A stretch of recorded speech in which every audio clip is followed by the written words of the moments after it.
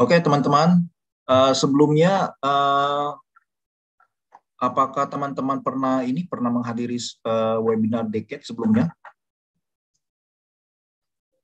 Sepertinya belum ya, teman-teman ya.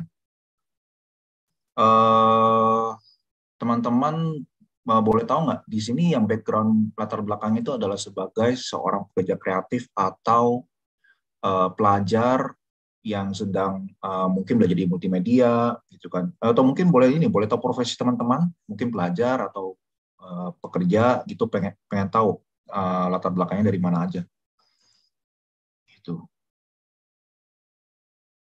Mahasiswa, oh mahasiswa di mana tuh? Mahasiswa di mana tuh?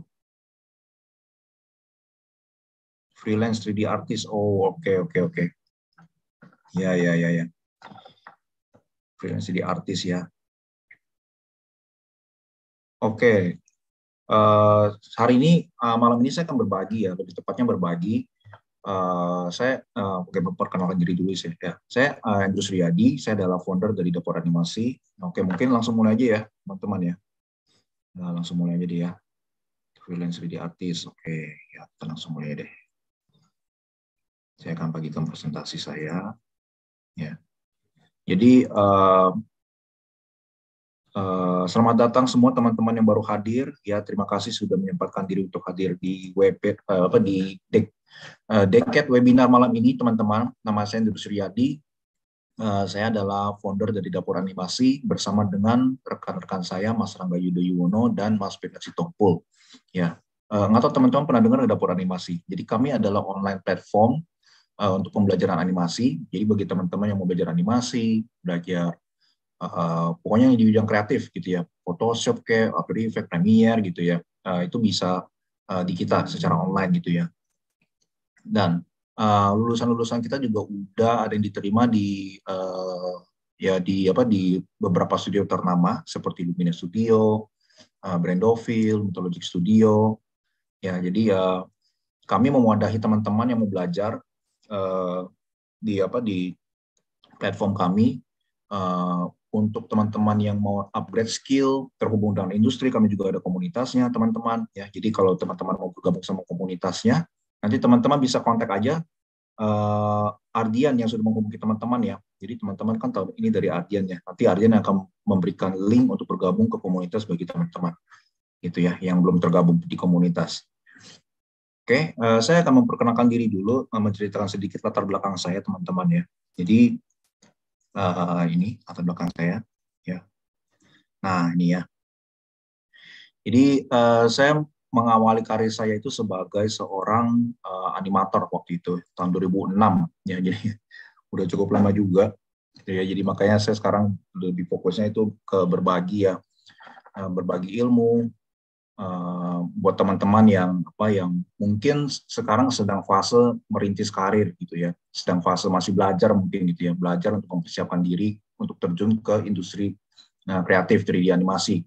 Nah, saya juga pernah ada di tempat teman-teman. Jadi saya pernah merasakan semua yang teman-teman rasakan sekarang. Gitu. Kepengen upgrade diri terus, ya kan. Terus kepengen belajar, kepengen punya pengalaman yang banyak, gitu kan. Terima kerjaan-kerjaan freelance, dan tentu saja identik dengan lembur gitu ya. Biasanya kalau kerja-kerjaan kreatif gitu ya.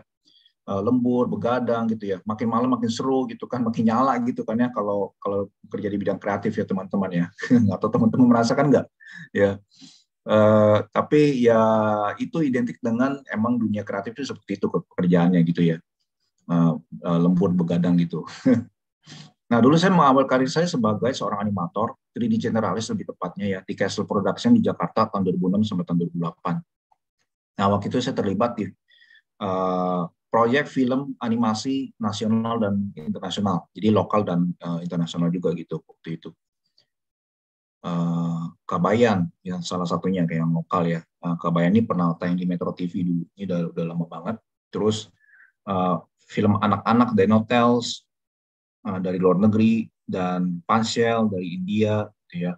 Itu masa-masa tahun 2006 sampai tahun 2008. Setelah itu tahun 2008 saya sempat bekerja di Singapura sampai tahun 2011 ya. Cuma di Singapura itu lebih banyak menghandle desain food. Jadi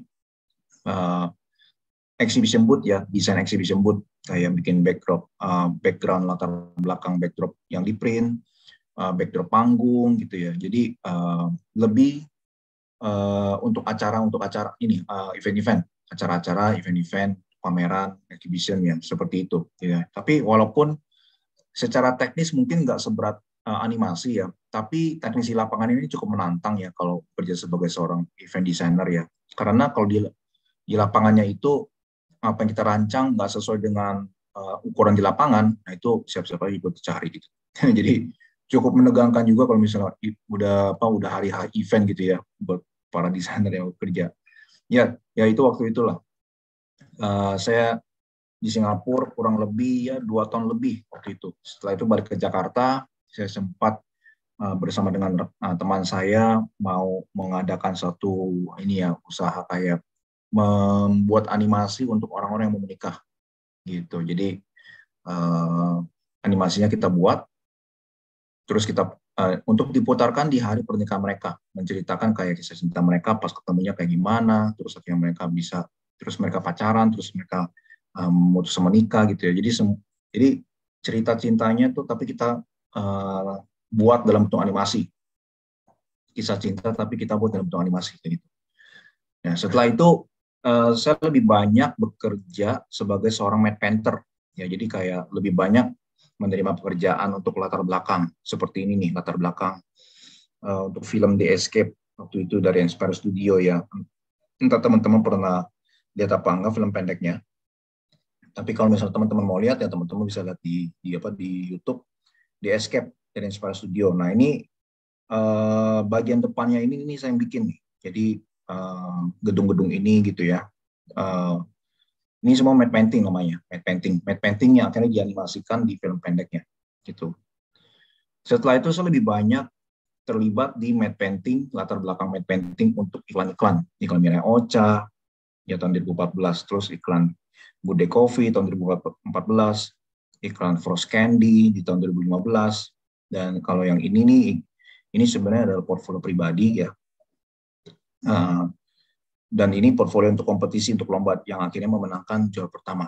Jadi ya alhamdulillah puji Tuhan. Dan tahun 2018 saya terlibat di latar belakang matte painting untuk iklan Sasa Santan. Ya Sasa Santan. Waktu itu talentnya ini yang ngisi iklannya, bintang iklannya adalah Raffi Ahmad dan Nagita.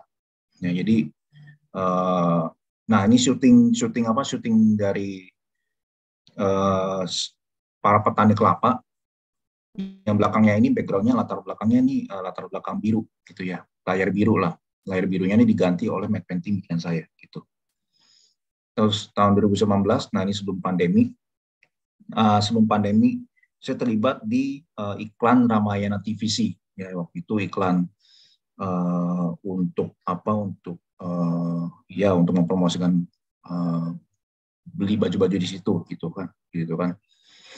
Nah ini uniknya matte painting ini, mereka ini mau memakai matte paintingnya itu dengan maket gitu loh. Maksudnya maket bikinan gitu ya. Jarang-jarang banget sih ya sekarang ini ya. Biasanya kan cukup semua digital. Nah cuma mereka nih pakai maket, terus matte paintingnya saya buat, di print, ditaruh di latar belakangnya gitu. Jadi ini cukup unik juga sih, cukup unik. Ya, ceritanya planet ada satu planet namanya planet Udik. Orang-orangnya pakai bajunya itu semua membosankan semua. Terus mereka mengutus orang ke bumi, akhirnya orang itu menemukan Ramayana. Jadi ya akhirnya seperti itu. Cukup lucu dan cukup lebay juga ya, tapi justru itu yang bikin iklan ini jadi gampang diingat gitu. Oke.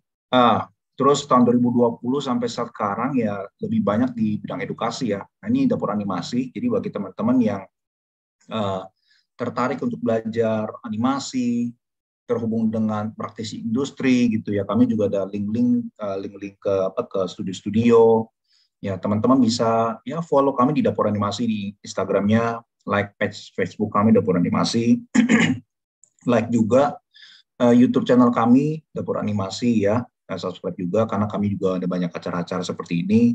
Dan kedepannya di tahun yang akan datang kami itu berencana lebih banyak acara-acara yang berbau teknis kayak how to gitu teman-teman ya. Nah, teman-teman yang mau mengupgrade skill di bidang skill software. Nah, itu tahun depan kita akan lebih banyak mengadakan acara seperti itu untuk webinar-webinarnya. Ya. Jadi memang di tahun ini, lebih tepatnya dari tahun lalu sih ya, dari pandemi tahun lalu dan tahun ini, itu kita lebih banyak mengadakan acaranya itu berbicara mengenai hal-hal non teknis.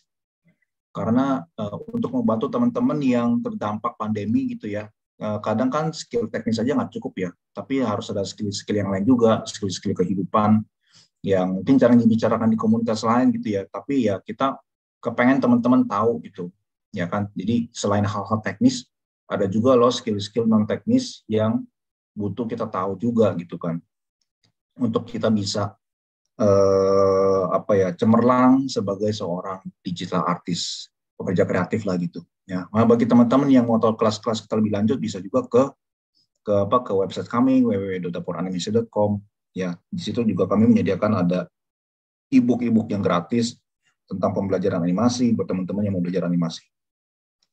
Gitu, teman-teman. Oke. Oke, teman-teman, mungkin saya coba lihat dulu ada berapa orang di sini. Oh, udah ada 20. Berarti 18 orang yang bersama dengan saya dan tim.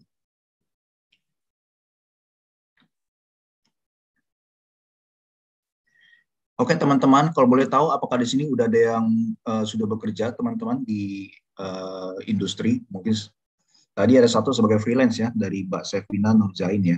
Ada lagi mungkin yang sudah bekerja di industri? Atau kebanyakan mahasiswa pelajar? Pernah magang? Oh, magang. Oke, oke, oke.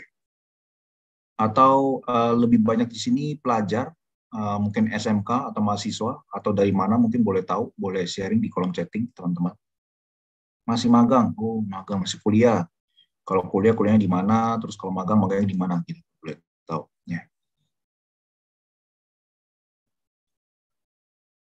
Masih mahasiswa? Oh, oke, oke, oke. Ya, jadi teman-teman kebanyakan berarti masih ada di awal karir ya, berarti ya teman-teman ya. Di awal karirnya teman-teman lagi mau banyak belajar, upgrade skill, benar ya teman-teman ya. Pernah magang di Dalang Digital di Bintaro. Oh, dalam digital. Oke, oke. Magang 3D generalis di GIT Solution. Oh, berarti banyak juga yang magang ya. I see, I see. Oke, oke, oke, oke. Ya, ya. Magang. Oke, berarti sebagian besar teman-teman di sini berarti banyak yang magang ya. Itu ya, magang ya. Oke, sip. Uh, saya merasakan ya, jadi waktu saya ada di fase umur-umur ya 20 awal gitu ya, itu fase-fasenya tuh semangat-semangat belajar, terus fase-fasenya pokoknya belajar tutorial yang banyak, tutorial ya kan, bikin karya, portfolio gitu kan ya. Video dari solusi juga nggak sesuai ada background, wah kenapa tuh ya. Jadi pokoknya kegiatannya itu waktu itu tuh kepengennya tuh bikin portfolio yang banyak supaya bisa dipamerkan. Nah, nggak tahu teman-teman kayak gitu nggak gitu ya. Jadi kayak oke, bikin portfolio gitu kan ya. Pokoknya supaya ya itu kita punya hasil karya yang kita bisa banggakan gitu. Terus dengan harapan hasil karya itu bisa mengantarkan kita ke industri kayak gitu ya. Nah, itu satu hal. Itu satu hal. Nah, sekarang saya ini udah ada di apa ya? Udah ada di mungkin udah bisa dibilang di penghujung sebagai praktisi ya. Karena saya sudah berkarir itu malah melintang 17 tahun lah sama tahun ini. 17 tahun di bidang 3D animasi gitu ya teman-teman ya. Jadi angkatan-angkatannya saya itu teman-temannya waktu itu yang belajar sama-sama itu kayak mungkin ada yang kenal Mas Adi Toro yang bikin film Nusa. Nah, itu dulu teman satu sekolah, satu angkatan. Mas Rangga Yudo. Nah, ini Mas Rangga Yudo kita satu angkatan sekolah di Cetro Studio, dan sekarang kita jadi rekanan di dapur animasi. Gitu. Terus ada sebenarnya banyak teman-teman angkatan kita yang udah dulunya kerja di IFW gitu kan ya. Ya sekarang sih udah ya udah levelnya udah jadi supervisor, udah jadi apa pemilik studio, udah apa banyak banyak banyak gitu. Jadi makanya saya rasa saya punya sesuatu yang bisa saya bagikan ke teman-teman gitu loh ya. Jadi saya udah ada di sini, teman-teman ini masih ada di sini. Nah, jadi ada insight-insight yang bisa saya berikan ke teman-teman semua yang saya harapkan bisa membantu teman-teman untuk prepare teman-teman, mempersiapkan diri teman-teman lebih baik dalam berkarir di industri ini. Apa-apa aja yang kira-kira perlu dipersiapkan, apa-apa aja yang perlu diketahui gitu kan ya. Jadi yang jadi beban saya sebenarnya hal teknis itu penting, tapi ada hal-hal lain yang nggak kalah penting, misalnya kayak ya memperhatikan kesehatan kita gitu. Jadi biasanya kalau kita berkarir di ya, industri kreatif kan kebanyakan ya, saya nggak tahu benar apa enggak nih buat teman-teman ya, kebanyakan kita tuh pasti kayak mengorbankan waktu istirahat, ya kan, lembur, begadang sampai pagi gitu kan. Ya, kalau misalnya di umur umur yang 20-an awal ya oke lah. Tapi kalau di umuran saya sekarang udah masuk kepala 4, udah nggak bisa lagi kayak gitu. Ya, jadi ada insight-insight yang saya mesti kasih tahu ke teman-teman. Kayak gitu ya. Teman-teman apa merasaan seperti itu, teman-teman? Maksudnya kerja lembur sering, makin lembur makin seru gitu kan ya. Sediain cemilan yang banyak. Makin malam makin seger, makin on, makin nyala. Idenya makin banyak. Kayak gitu nggak teman-teman? Ya, ya itu dulu masa-masa saya juga lah gitu ya. Oke, saya ada presentasi, saya akan bagikan ke teman-teman ya. Oke, siap teman-teman, siap belajar berarti semua ya? Siap belajar semua teman-teman? Ini kebanyakan magang, mahasiswa, pelajar, ada yang freelance. Siap belajar teman-teman ya? Siap. Oke, mantap. Terima kasih. Siap. Sip. Oke. Ardian, kalau misalnya ada teman-teman lain yang belum masuk, mungkin boleh diundang, diingatkan lagi Ardian. Tadi yang daftar ada berapa? 40 orang ya? Ya mungkin bisa diajak lagi gitu ya Ardian ya. Oke, siap. Sip. Nah, ini saya langsung masuk ke materi aja teman-teman. Oke ya, materi ya. Nah, Digital Artist Secret. Jadi sesuai dengan judulnya ya, rahasia, rahasia ya. Maksudnya dibilang rahasia banget sih sebenarnya ya enggak sih. Tapi ini adalah hal-hal yang saya temukan dan saya pikir teman-teman harus ketahui ya. Terutama bagi teman-teman yang ada di awal karir. Jadi apa aja sih yang teman-teman bisa expect, bisa harapkan, bisa nantikan. Kira-kira nanti ke depan itu ada apa aja gitu. Diharapkan ya semoga teman-teman bisa lebih mempersiapkan diri lebih baik dari sekarang gitu ya. Lebih baik ada yang ngasih tahu seperti ini teman-teman di awal karir daripada nggak ada ya. Kalau kayak saya dulu nggak selalu ada orang yang ngasih tahu ini, jadi makanya akhirnya masih trial dan error, tabrak sana tabrak sini, bikin kesalahan ya, akhirnya baru bisa akhirnya oke, ketemu gitu kan ya, ternyata mesti memperhatikan hal-hal ini juga gitu teman-teman. Oke, lanjut ya. Oke teman-teman, ini saya mulai Digital Artist Secret, what you should know before 30 or 40. Jadi teman-teman di sini kan pasti kebanyakan early 20 ya, bener nggak? Sebelum malahan mungkin belum sampai 20 ya, belum masih di bawah 20 atau mungkin di awal-awal 20. Tebakan saya di bawah 25 semuanya. Tebakan saya nggak tahu kalau ada yang 30 ya. Tapi ya ini ada bagusnya untuk teman-teman ketahui lah, gitu ya. Sebentar, ini kayaknya ada beberapa yang keluar masuk ya.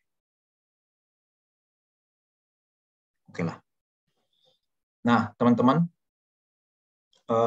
sebagai seorang digital artist ya, kita itu ada dua hal yang perlu kita kuasai teman-teman, hard skill dan soft skill. Ya, ada yang namanya hard skill dan soft skill.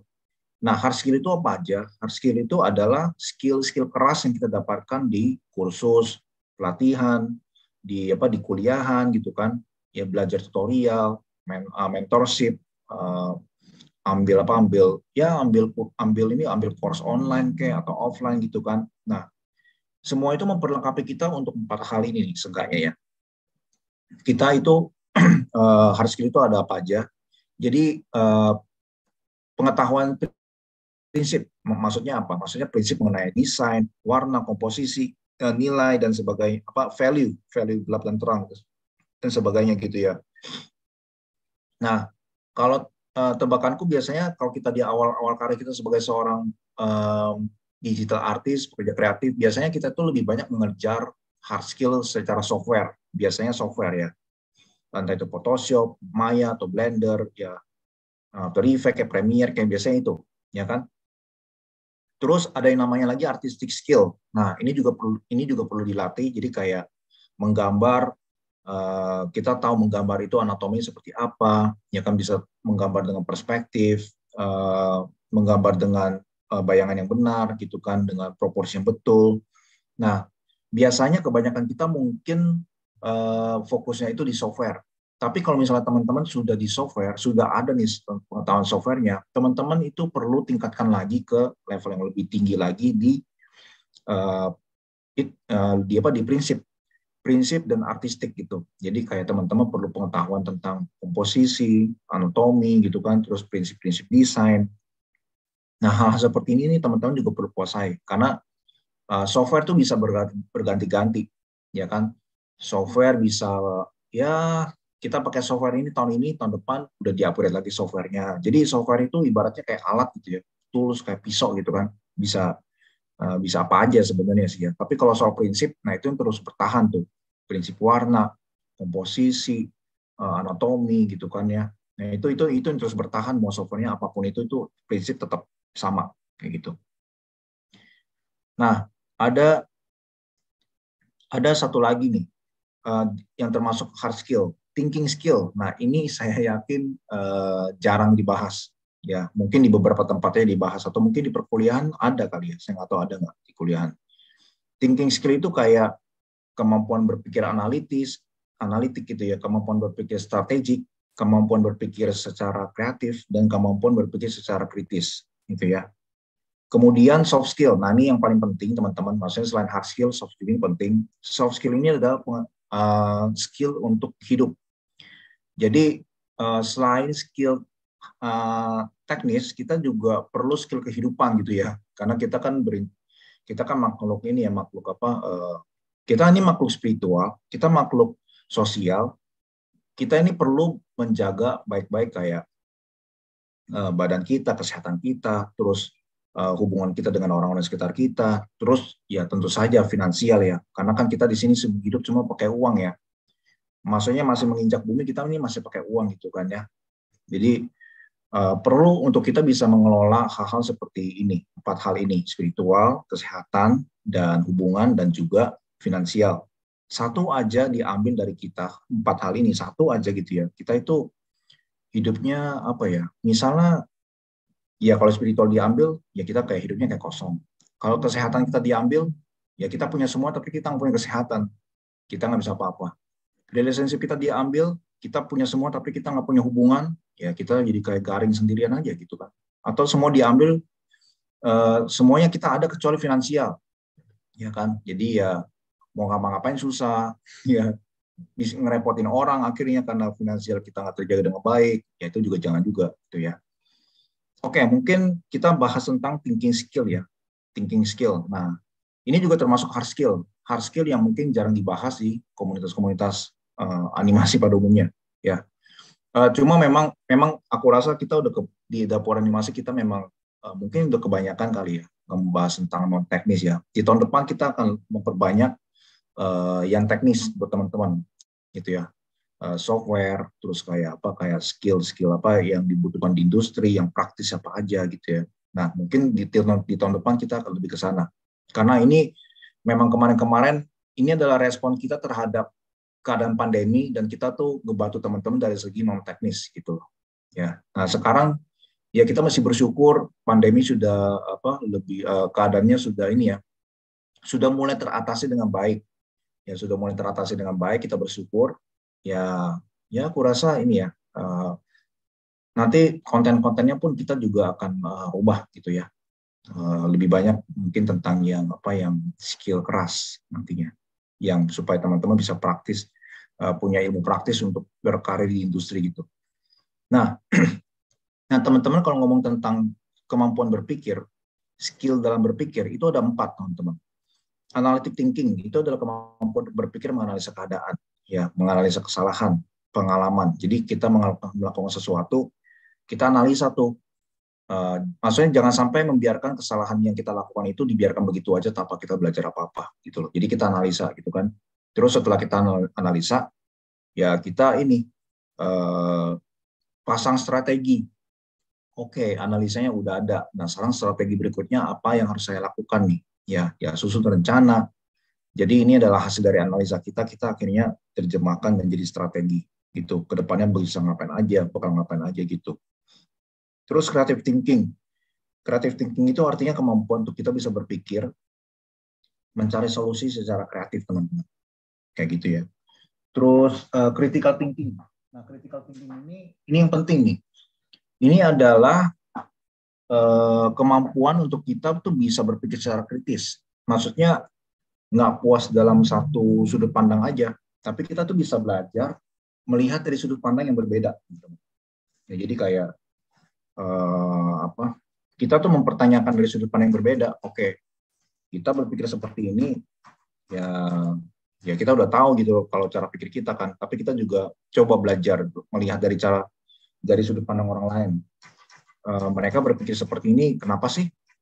Ya kan, apa yang membuat mereka berpikir seperti itu? Latar belakang apa yang melandasi mereka tuh bisa punya pola pikir seperti itu? Gitu. Jadi kita belajar untuk bisa melihat dari sudut pandang yang lain juga gitu. Ya. Nah, ini adalah critical thinking ya.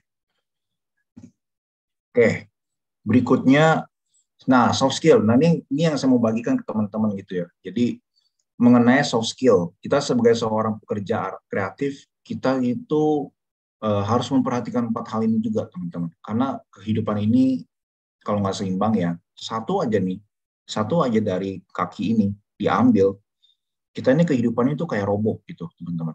Ya, jadi kayak bisa roboh lah, ya. Nah, saya akan mulai dari spiritual, teman-teman. Tentang keyakinan kita. Kita semua di sini masing-masing punya keyakinan yang berbeda-beda, itu teman-teman ya. Dan memang itu bagus gitu. Ya maksudnya kita memang yang penting kita punya keyakinan dalam menjalani kehidupan, keyakinan yang kita meyakini ada Tuhan Sang Maha Pencipta yang menciptakan kita gitu. Dan keyakinan itu semestinya ini ya kayak menginformasikan kepada kita gimana cara kita berperilaku di keseharian kita, gimana cara kita perlakukan orang, gimana cara kita bekerja, bagaimana cara kita itu memperlakukan diri kita sendiri. Gitu. Jadi keyakinan itu bukan satu sarana untuk kita tuh mengkotak-kotakan diri kayak, oh lu agama ini, gua agama ini. Jadinya malah sumber konflik gitu. Jadi enggak ya. Maksudnya tujuan keyakinan kan pasti bukan itu, bukan jadi sumber konflik gitu kan, bukan jadi sumber keributan gitu kan, atau jadi kayak status ini, gue ini. Jadinya kayak memisah-misahkan diri, mengkotak-kotakan diri gitu ya. Jadinya malah ngarupun jadinya gitu ya. Nah, apapun itu keyakinan kita, pokoknya keyakinan kita itu fungsinya ya itu ya sebagai kompas moral yang kita juga supaya kita bisa membedakan yang baik yang mana, yang nggak baik yang mana, dan kita ya pilih gitu ya, tindakan kita berdasarkan keyakinan kita itu kayak gitu ya kan. Nah terus kesehatan. Nah kesehatan ini juga penting teman-teman. Nah, saya ngerti banget di industri ini di industri kreatif kita itu sering banget kayak tidur malam, begadang gitu kan. Itu saya ngerti banget. Ya, di awal-awal umur 20 saya juga kayak gitulah. Ya, masih bisa kuat kayak begadang, main game bisa sampai pagi gitu ya. Itu masih oke. Tapi kalau udah mulai kayak kepala 4 kayak saya sekarang, udah nggak oke, nggak bisa gitu, udah nggak bisa ya. Nah, ada bagusnya buat teman-teman yang masih muda ya. Badan itu harus harus di take care, pelihara teman-teman badan itu. Karena kita mau ngapa-ngapain itu kita butuh badan. Bener nggak? Kita mau ketemu klien kita butuh badan. Kita mau menjemput project misalnya. Wah, kita diajak project teman-teman nih. Kita mau datang ketemu teman-teman. Ya kan? Ada project baru nih. Kita butuh apa? Kita butuh badan. Ya kan? Kita kan nggak ada yang makhluk ini ya, maksudnya tanpa badan gitu kan, tanpa badan fisik nggak ada ya. Kalau itu beda dunia dong ya. Jadi gimana cara kita memperlakukan badan kita tuh punya hubungan pada bagaimana cara kita menghadapi kehidupan secara keseluruhan ya. Jadi makanya kalau teman-teman suka olahraga itu bagus teman-teman. Teman-teman yang kerjanya kebanyakan duduk, jangan lupa sempatkan diri untuk olahraga. Ya, sebenarnya ini adalah pesan yang saya sampaikan mulai dari tahun lalu sebenarnya sih ya. Karena ya waktu itu kan keadaannya kan kayak pandemi, kita semua terkena dampaknya gitu ya. Terus ada slogan yang bunyinya kayak ya rebahan, pokoknya rebahan itu adalah sesuatu yang positif. Nah, akhirnya secara tanpa tidak kita sadari, pandemi kemarin itu udah bikin kita tuh jadi orang-orang yang jadinya mungkin ada malasnya gitu, ya secara nggak sadar. Jadi kayak udah ya malas malas mencoba lagi mungkin gitu ya, eh, kena kena pandemi, jadi rencana-rencana kita jadi gagal gitu kan. Ada yang mungkin bisa sampai putus asa. Eh, ya ya nggak semuanya berjalan sesuai rencana kita lah gitu loh karena pandemi gitu ya. Terus akhirnya jadi kita mungkin ada yang mulai malas mencoba, malas ya ngapain lah mencoba tadi apa ya kayak gitu lagi atau gimana, atau sesuatu yang kita udah usahakan capek-capek bubar bubar gitu aja, biar kayak gitu aja gitu kan. Nah sekarang ya di tahun 2021 ini ya apapun yang sudah terjadi sama kita ya ini saat untuk kita bisa bangun pelan-pelan lah gitu ya, bangkit lagi pelan-pelan, membangun kehidupan lagi. Jadi ya masih ada hari esok lah, gitu ya, masih ada hari esok, jangan menyerah teman-teman, ya tetap semangat. Nah, penting buat teman-teman untuk olahraga juga, karena olahraga itu bisa melatih daya tahan kita menghadapi kesulitan hidup. Ya, jadi orang yang lebih ada olahraganya dibanding sama orang yang nggak ada olahraganya sama sekali itu beda dalam menghadapi apa ya kehidupan. Maksudnya kalau orang itu ada olahraga, dia itu ketemu tantangan itu lebih tahan gitu loh daripada orang yang nggak pernah olahraga gitu. Cobain aja teman-teman, cobain aja. Ya, jadi makanya penting banget untuk kita bisa olahraga, apapun itu bentuknya ya.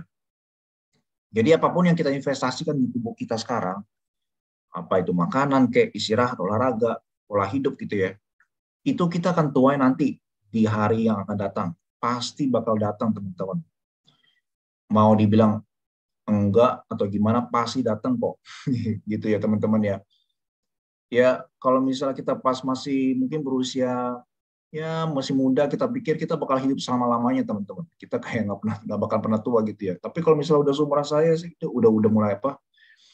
Udah mulai banyak fase transisi. Yang tadinya pikir masih bisa, udah nggak terlalu bisa lagi gitu. Ya maksudnya bisa tapi mungkin nggak mesti dibantu sama tim lah, kayak gitulah. Ya. Nah, ini tips buat teman-teman yang lebih muda ya. Ini tips yang buat teman-teman yang lebih muda. Uh, Mulai pertimbangkan untuk makan makanan yang sehat teman-teman. Ya, jadi sayur, buah-buahan gitu ya. Saya tahu teman-teman suka makanan enak, daging, ya gitu ya, yang garing-garing gitu, yang apa yang ya goreng-goreng ya, saya ngerti ya. Tapi ada kan juga makan sayur dan buah-buahan, teman-teman. Ya, terus uh, cukup waktu tidur dan istirahat. Nah, saya tahu ini nggak gampang. Saya ngerti gitu ya, saya ngerti. Cuma tetap harus ada keseimbangan antara waktu istirahat dan waktu begadang, teman-teman. Jadi entah gimana pun caranya, ya cari celahnya lah, cari cara gimana caranya supaya apa ya bisa nggak terlalu banyak ya apa ya banting badan lah teman-teman gitu. Ya banting badan ada waktunya lah ya, tapi mungkin kalau dibanting-banting tak jadinya sakit lagi. Ya gitulah teman-teman.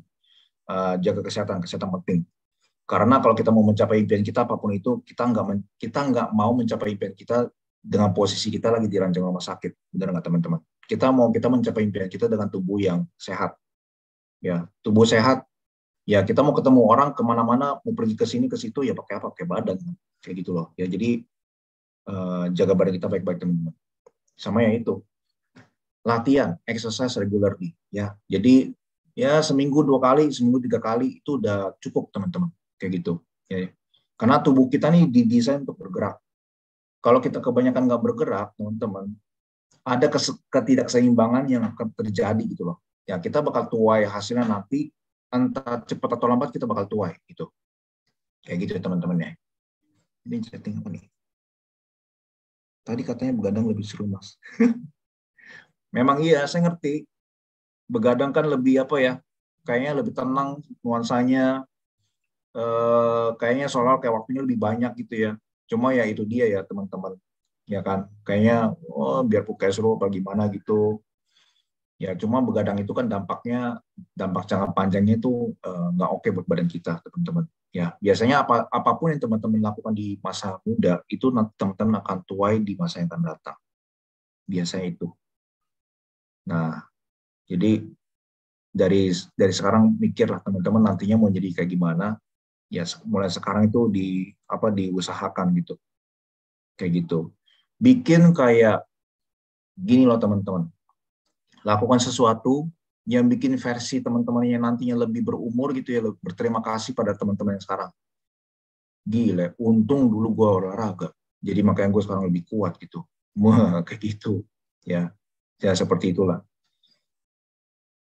Terus kesehatan. Nah, iya masih kesehatan, ini masih kesehatan.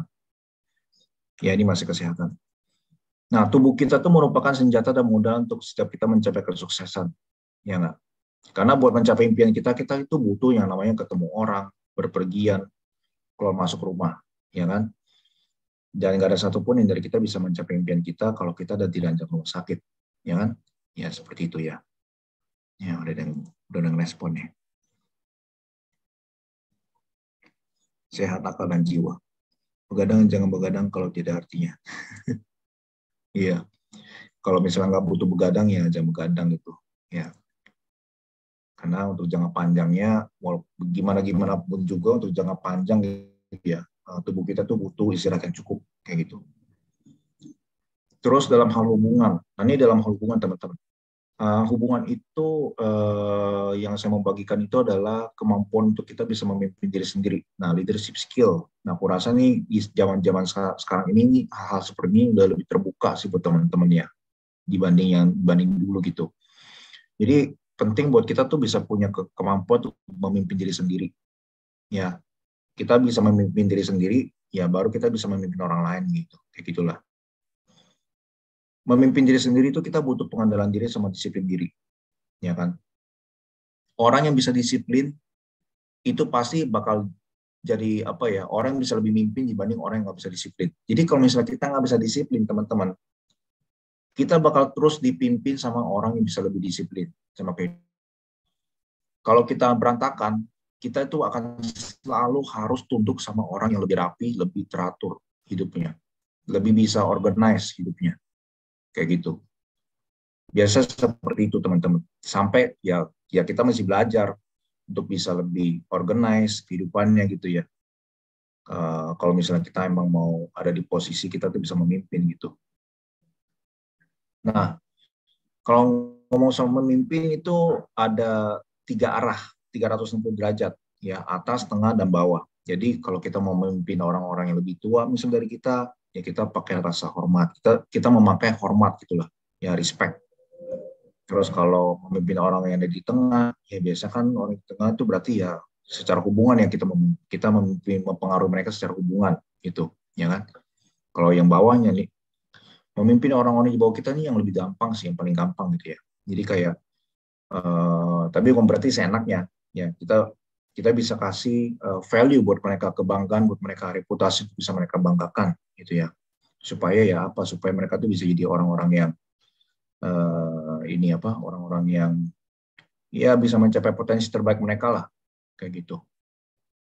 Terus kalau mau soal relationship juga bangun dan juga jaga ya, sebisa mungkin kita itu ya jaga hubungan, maksudnya jangan sampai bakar jembatan lah gitulah, kecuali kalau misalnya memang hubungan itu adalah hubungan yang toksik, yang nggak membawa kita kemana-mana, ya mungkin oke lah hubungan yang kayak gitu tuh bisa dijauhi gitu ya. Tapi hubungan-hubungan yang misalnya sama teman rekan-rekan sejawat kita, sama teman-teman sekolah, yang kita tuh nggak tahu kalau ternyata teman terdekat kita yang sekarang itu bisa jadi partner kerja kita di masa depan, kita benar-benar nggak tahu kayak gitu ya.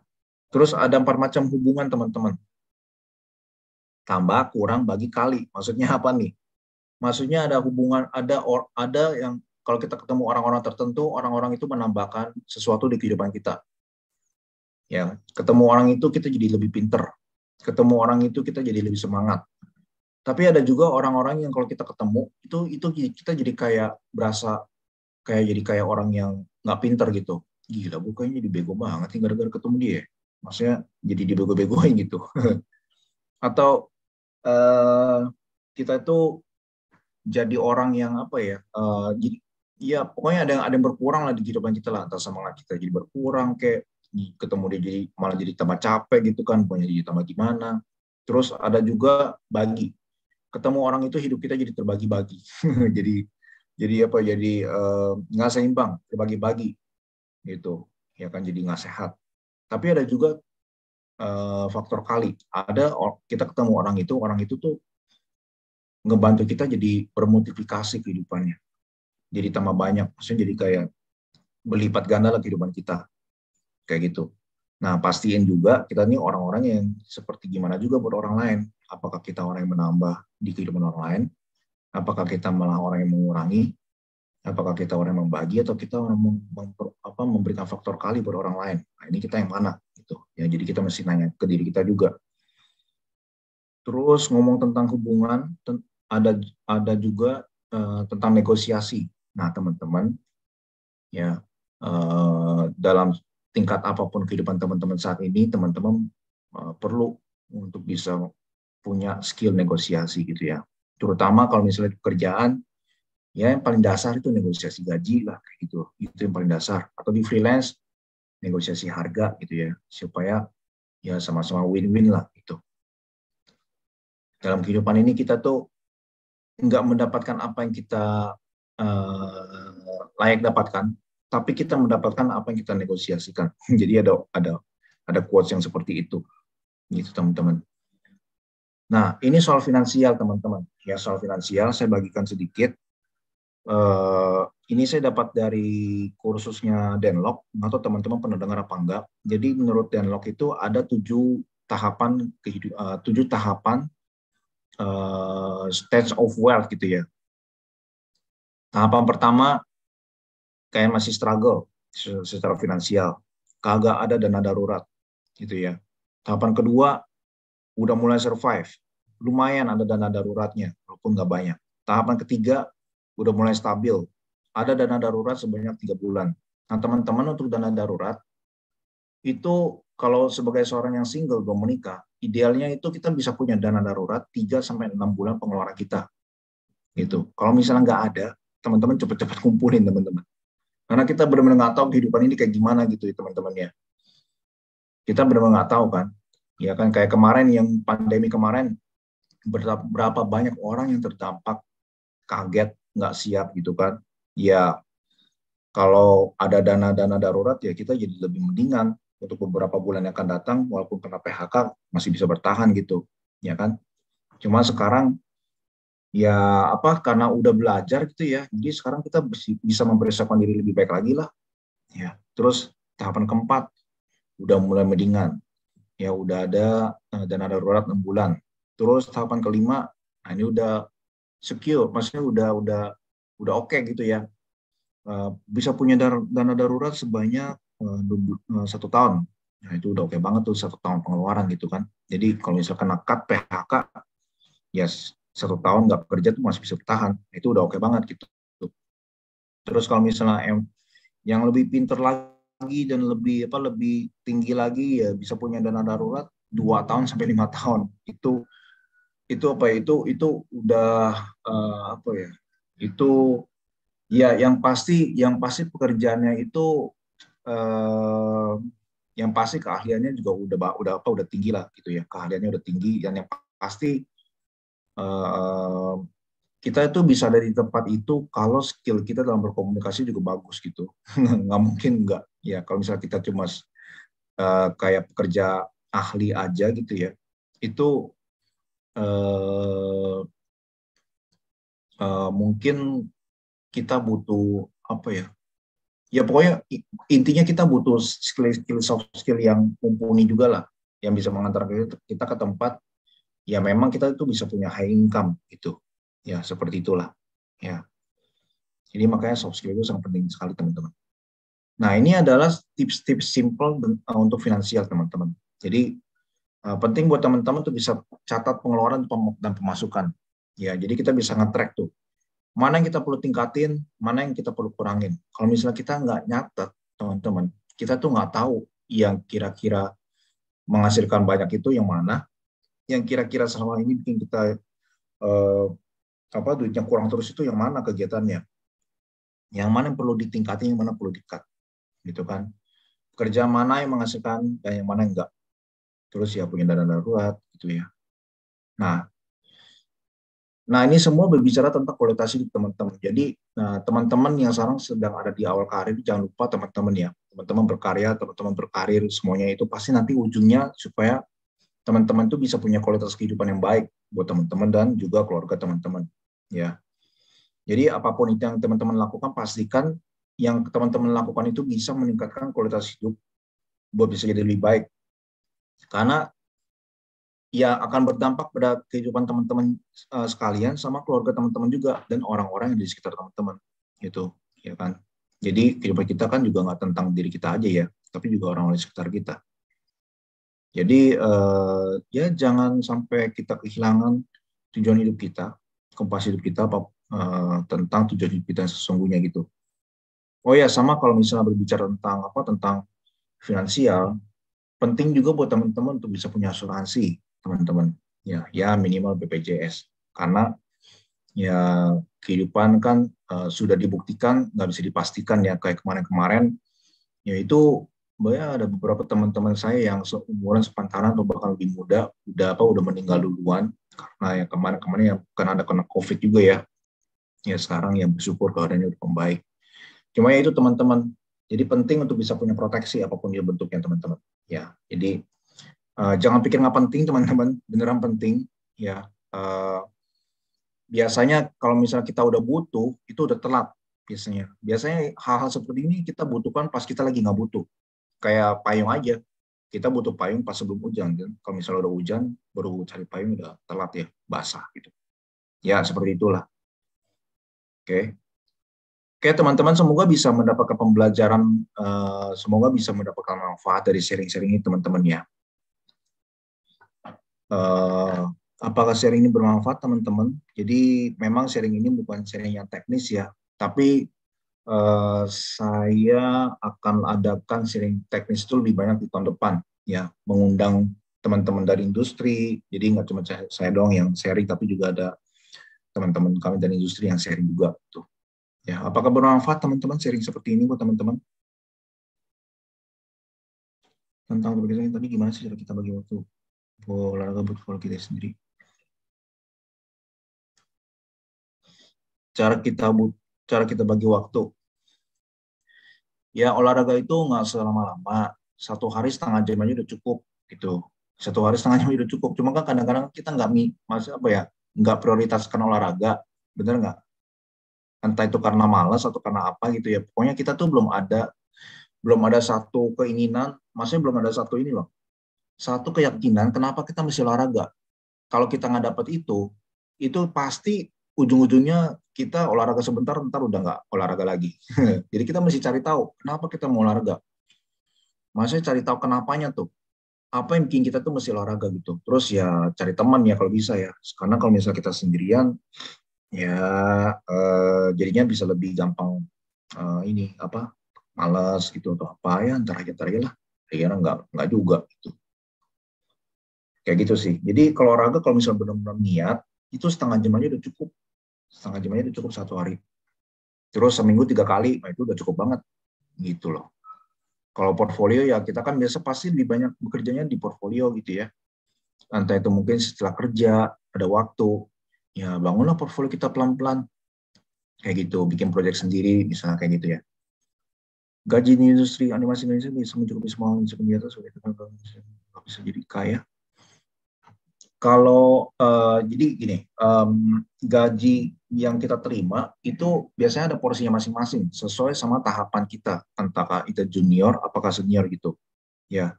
Tapi kalau misalnya kita bijak dalam mengelola, berapapun gaji kita itu cukup. Gaji di industri animasi ya cukup gitu loh. Cuma kalau ngomong tentang jadi kaya, teman-teman, yang bisa bikin kita kaya itu adalah kebiasaan kita dalam hal menabung dan berinvestasi gitu. Jadi mulai dari hal yang kecil dulu aja, hal yang kecil gitu. Instrumen investasinya apa, teman-teman bisa pilih gitu ya. Mungkin kita bisa bahas di topik lain lah. Jadi itu teman-teman, kebiasaan kita dalam hal menabung dan berinvestasi itu yang sebenarnya yang bisa bikin kita tuh jadi apa ya, doing well gitu ya. Bisa doing well. Dan juga teman-teman, apapun itu profesinya teman-teman ya, teman-teman juga harus bisa punya personal branding yang bagus, bisa menjual diri dalam arti yang positif gitu teman-teman ya, supaya kita bisa dikenal. Kalau kita dikenal dengan baik ya, proyek-proyek bisa berdatangan, kita dicari gitu kan. Tentu saja portfolio kita juga masih bagus kayak gitu ya.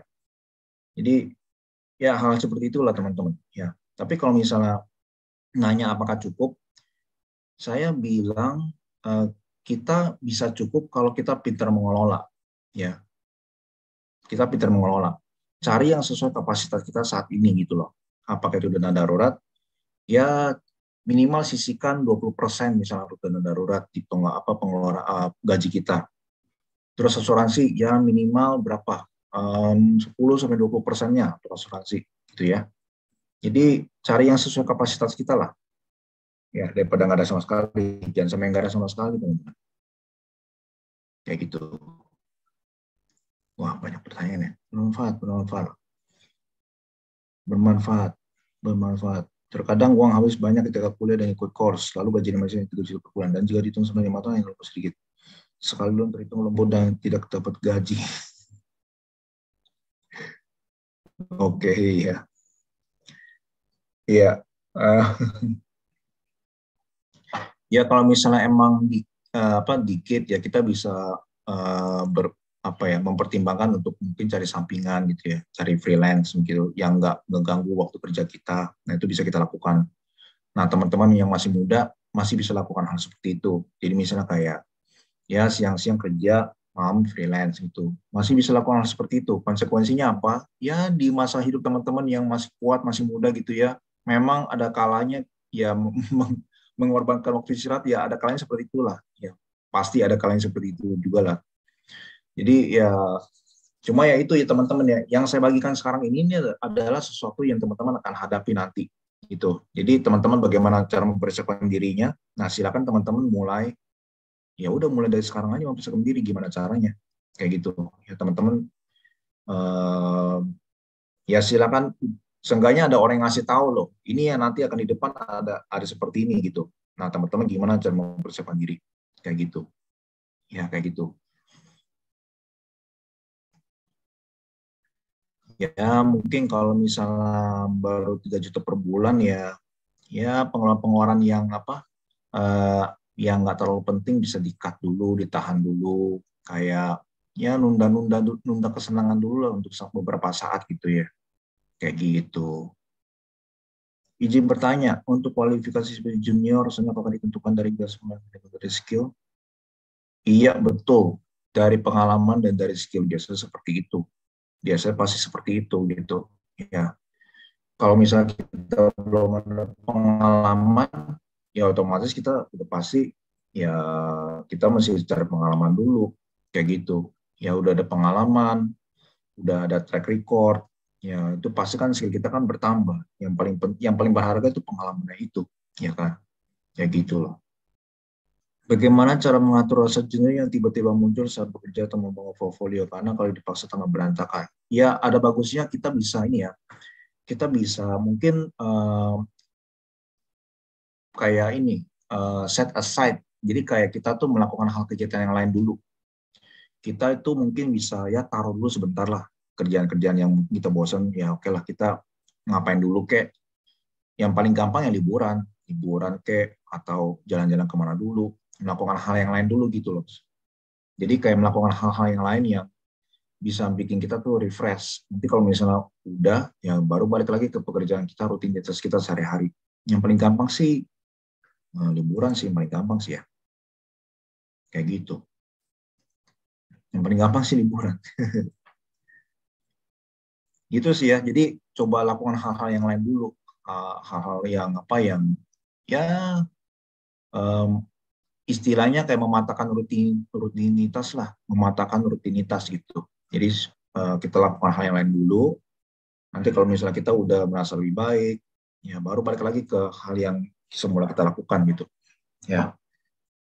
Jadi saya tuh pernah mengalami burnout juga sih sebenarnya teman-teman ya. Jadi jenuhnya tuh udah jenuh bukan kepala yang kayak gimana, udah burnout gitu. Udah kayak aduh, udah kayak apa ya? Kalau dipaksain kayaknya udah berpengaruh ke kesehatan mental gitu. Nah, nggak tahu teman-teman pernah mengalami hal seperti itu udah. Itu saya pernah alami. Kalau misalnya saya paksain, ini akan berpengaruh pada mental saya secara langsung. Jadi waktu itu saya memutuskan, oke, cukup, saya mesti liburan dulu, saya mesti pergi keluar ke tempat mana yang benar-benar nggak bikin kerjaan, benar-benar nggak bikin kerjaan gitu. Jadi waktu itu benar-benar, literally benar-benar kayak saya itu keluar ke satu tempat, ke hotel sendirian gitu ya, cari tempat yang asri, ya. Saya nongkrong di depan danau kecil gitu, yang ada di hotel itu. Benar-benar nongkrong kayak 2 jam, 3 jam nggak ngapa-ngapain. Ngeliatin aja tuh danau udah. Saking kan udah burn out-nya waktu itu ya. Cuma ya setelah itu jadi lebih seger gitu. Wah, ternyata memang benar-benar liburan itu memang dibutuhkan sih. Ya kan?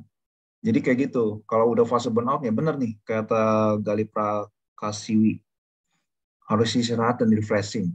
Iya. Karena kalau misalnya dipaksain itu bisa nggak bagus buat kesehatan mental kita. Jadi hati-hati ya. Kalau mental kita nggak bagus, nanti semua jadi nggak bagus tuh. Jadi jaga kesehatan mental kita juga, gitu ya. Kalau emang kita butuh pergi kemana dulu, pergi dulu aja, jangan dipaksain. Gitu. Minta cuti, gitu loh. Minta time off lah, gitu loh. Kalau emang benar-benar butuh seperti itu, gitu ya. Terus coba saya ini ya, lihat pertanyaan-pertanyaan dulu ya. Apakah kita yang melamar kerja ini merupakan hasil atau portfolio yang bisa, seperti Mas bilang, atau bisa menggunakan ijazah dan sertifikat kursus online berpengaruh? Kalau misalnya kerja di industri kreatif, yang paling berpengaruh pertama kali itu pasti adalah portfolio. Mau ijazah kita itu mau kayak gimana kek, sertifikat online itu kayak gimana kek, kalau portfolio kita nggak bagus, kita tetap nggak diprioritaskan. Ya, benar. Yang paling penting portfolio. Kecuali kalau kita mau kerja di luar negeri. Kalau keluar negeri, ya kan memang karena izin kerja, visa kerja luar, mereka tuh pasti melihat ijazah kita, sertifikat kita, ijazah sih yang lebih ini sih. Ya, itu lebih memudahkan kita untuk keluar. Tak kalau dari segi izin kerja. Tapi kalau perusahaan itu pasti ngelihatnya kita bisa kerja apa enggak. Itu yang paling penting dah. Mau punya ijazah kayak gimana kayak, yang paling penting kita bisa kerja enggak. Kita pernah kerjaan apa? Kemampuan kita sampai mana? Itu yang paling penting. Dan itu kan semua kan ditunjukin di portfolionya kita. Kayak gitu loh. Jadi portfolio itu yang akhirnya nganter kita tuh ke gerbang industri awal-awal sih. Itu mau nggak mau pasti portfolio. Portfolio. Gitu. Cuma nanti kalau misalnya udah masuk ke industri, yang akhirnya bisa bikin kita bertahan di sana adalah attitude. Gitu loh. Sikap kita di kerjaan, cara kita bekerja sama dengan tim, mendengarkan feedback dari atasan, dari klien. Nah, itu udah berbicara sikap, attitude gitu ya. Gitu. Oke, teman-teman. Wah, gila. Itu jam 9 ya. Nggak berasa ya. Nah, teman-teman, saya ini ada resource pembelajaran buat teman-teman. Jadi kalau misalnya ada resource pembelajaran yang bisa bikin teman-teman ya apa ya, terbantukan lah gitu loh.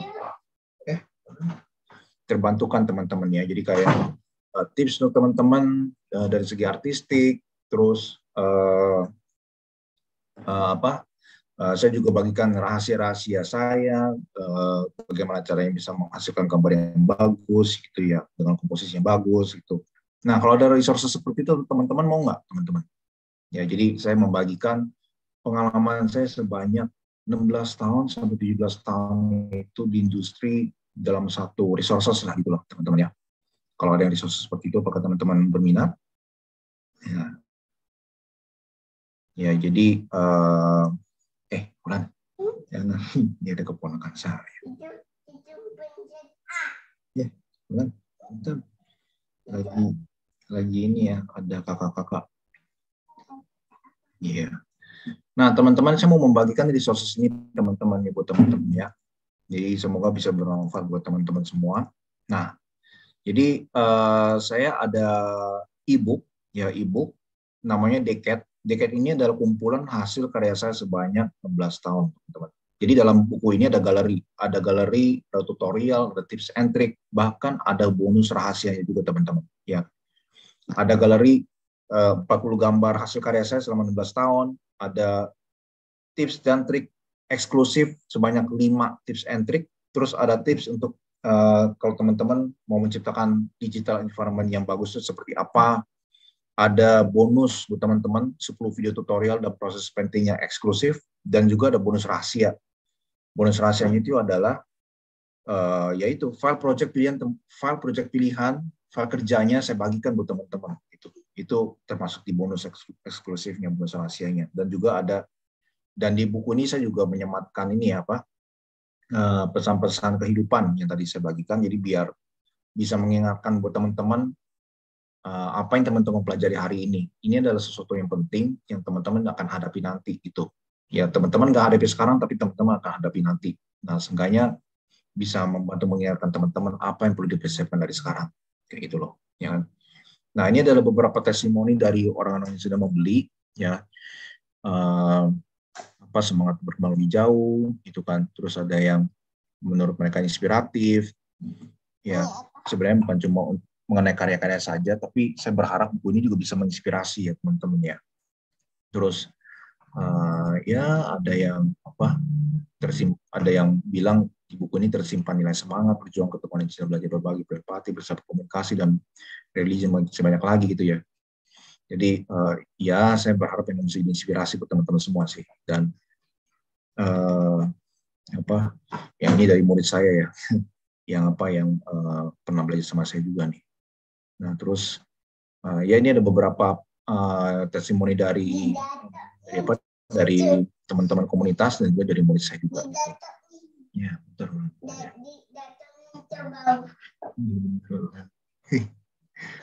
Nah, benefit dari buku ini, dari e-book ini adalah memberikan inspirasi gimana caranya nyusun portfolio dengan rapi, gitu kan. Terus teman-teman mendapatkan tips rahasia dari modeling environment yang sudah terbukti lah. Dan juga bekal non teknis untuk menghadapi dunia kreatif yang sesungguhnya. Dan juga yang tentu saja meningkatkan skill portfolio dalam hal sense of artistic gitu teman-teman ya. Warna, komposisi. Nah ini 100% money back guarantee teman-teman kalau ini nggak ngebantu teman-teman. Ya kan, terus belajar dari file kerja 3D dan 2D yang saya berikan, beberapa karya masterpiece yang sudah diakui secara nasional dan internasional. Jadi saya juga ada beberapa karya yang sudah mendapatkan penghargaan lah dari galeri-galeri luar gitu. Nah, ini adalah work file kerja yang saya berikan, yang saya bagikan di bersamaan dengan buku itu gitu ya. Banyak, ada 10 judul ya. Jadi ini adalah gambar-gambarnya saya berikan, file 3D-nya dan juga file 2D-nya gitu buat teman-teman. Gitu teman-teman ya. Oke, nah silakan buat teman-teman, apakah berminat mau kalau misalnya ada buku yang seperti ini teman-teman? Teman-teman berminat kalau ada buku yang seperti ini buat teman-teman? Silakan. Kok.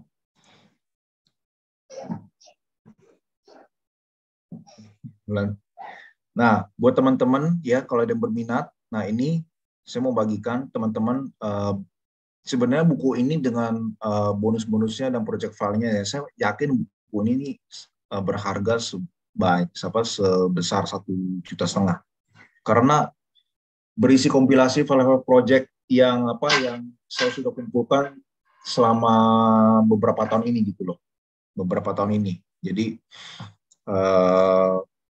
ya untuk menghasilkan satu karya project ini kan butuh waktu lama ya biasanya ya. Dan saya berikan tuh rahasia-rahasianya tuh, karena saya berpikir udah bukan saatnya untuk menutup rahasia lagi gitu. Saya pikir karena di penghujung karir saya ya saya berpikir udah waktunya untuk berbagi. Ya jadi semakin banyak teman-teman yang bisa belajar, bisa tahu ya siapa tahu nantinya dan ya, emang masih begitu ya supaya nantinya teman-teman bisa menghasilkan karya yang lebih baik lagi lah kayak gitu. Ya ini adalah salah satu warisan dari saya sih gitu. Nah, buku ini e-book ini dijual dengan harga hanya 150.000 saja teman-teman. Sudah berikut dengan bonus-bonusnya semua gitu ya. Yang bisa teman-teman dapatkan video-video, file kerja gitu ya.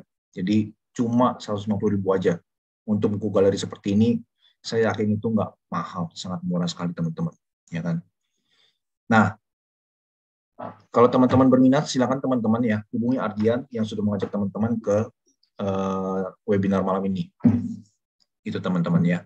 Dan kabar bagusnya teman-teman, buku ini akan dicetak secara fisik, ya harganya 250.000, cuma dicetak hanya 20 buku aja. Dan untuk 20 orang pertama yang mau pre-order, teman-teman masih bisa mendapatkan dengan harga sebesar 159.000 saja. Jadi buat teman-teman yang berminat, teman-teman bisa secepatnya hubungi Ardian aja, gitu ya. Cuma untuk 20 orang pertama saja, gitu. Oke, teman-teman. Apakah masih ada yang mau bertanya, teman-teman? Silakan kalau ada yang mau bertanya. Ya, jadi sekian presentasi dari saya. Semoga bisa bermanfaat buat teman-teman semua ya. Apa yang saya bagikan malam ini. Ya, buku galeri ini silakan teman-teman dapatkan ya supaya teman-teman bisa mendapatkan pembelajaran dari webinar malam ini. Apa yang teman-teman sudah pelajari gitu kan? Ya. Oke. Ada yang mau ditanyakan teman-teman? Silakan. 199 atau sudah ongkos kirim? Belum. Kalau misalnya buku fisiknya 199 itu belum termasuk ongkos kirim gitu ya teman-teman ya. Belum termasuk ongkos kirim. Ya, jadi ini cuma buat 20 orang saja. Kalau misalnya nanti udah terpenuhi kuota 20 orangnya kita akan tutup gitu. Ya, kita akan tutup karena kita kan nantinya cetak 20 buku aja. Ya, cetak 20 buku aja. Ini untuk buku fisik. Kalau teman-teman mau e-booknya aja juga nggak apa-apa ya, harganya 150.000 saja, itu teman-teman ya. Jadi silakan, yang mau teman-teman silakan secepatnya hubungi Ardian selama kuotanya masih ada, gitu ya. Gitu ya teman-teman. Oke, apakah ada yang mau ditanyakan lagi teman-teman? Silakan. Menarik juga Pak. Iya, ya pastinya menarik, pasti menarik. Ya, jadi saya harapkan pesan yang saya berikan malam ini itu bisa bermanfaat buat teman-teman semua ya, dan ya itu ya hal-hal yang nantinya perlu diketahui oleh teman-teman ya sengaja udah yang kasih tahu dari sekarang kayak gitu ya. Oke teman-teman, apakah webinar ini bermanfaat buat teman-teman semua? Apakah teman-teman belajar sesuatu malam ini teman-teman?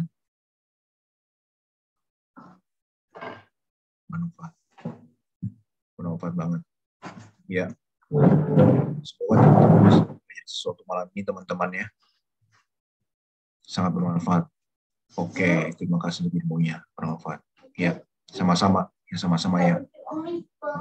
Jadi ya itu ya, jadi sekian webinar dari saya. Sebenarnya webinar saya sudah selesai. Nah buat teman-teman yang ya nanti ya sama-sama terima kasih sudah ini ya. Nah jadi teman-teman yang sudah hadir malam ini, nah teman-teman kalau ada yang belum tergabung di komunitas kami, silakan bisa tanya ke Ardian, link untuk bergabung ke komunitas teman-teman ya. Dan ya itu ya, buat teman-teman yang berminat untuk bukunya, silakan secepatnya di kontak Ardian, gitu ya, supaya nanti slot teman-teman itu disediakan ya, teman-teman mendapatkan galeri, tips and tutorial, dan juga pesan pengingat apa yang tadi saya udah bagikan, dan file kerja, teman-teman bayangin aja file kerja gitu kan, terus ada video-video tutorial juga buat teman-teman gitu. Harganya pun sangat-sangat tidak mahal sekali teman-teman ya. Oke, kurasa itu aja. Terima kasih teman-teman buat kehadiran malam ini ya. Jadi nantinya kita akan mengadakan acara seperti ini lagi, tapi dengan topik yang berbeda ya, dengan narasumber yang berbeda juga. Yaitu teman-teman ya. So stay safe and stay healthy buat teman-teman semua ya. Secepatnya hubungi Arjen aja buat bagi teman-teman yang berminat ya sebelum kehabisan nanti bukunya. Oke, terima kasih teman-teman ya. Bye bye teman-teman. Thank you ya yang sudah menghadiri acara malam ini ya.